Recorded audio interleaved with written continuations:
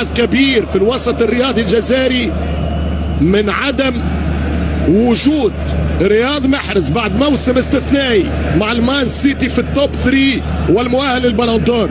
بالون دور هناك تسريبات على انه اوسيمان لاعب البارتينوبي نادي نابولي هو من سيحرز البالون دور بعد 3 ايام تقريبا في حفل الكاف في المغرب. هكذا تقول الكواليس الافريقيه، بينما ماذا يقول الكتيبه الاهلاويه في هذا الهجوم؟ ترجع الكره ايضا بالنسبه لي انا خليني نعطي موقف مش ناقل للخبر. انا اتعاطف انه رياض كان يستاهل حقيقه يدخل في التوب 3، وايضا استغربت عدم وجود له اسماء. بطل الكونفدراليه وبطل السوبر الافريقي ماهوش موجود في افضل انديه افريقيا 3 هذا العام. نقطه استفهام. اذا هز البطولتين واذا ربح بطل الشامبيونز ليج على السوبر وحاليا الاول في الترتيب، ترجع كره طويله.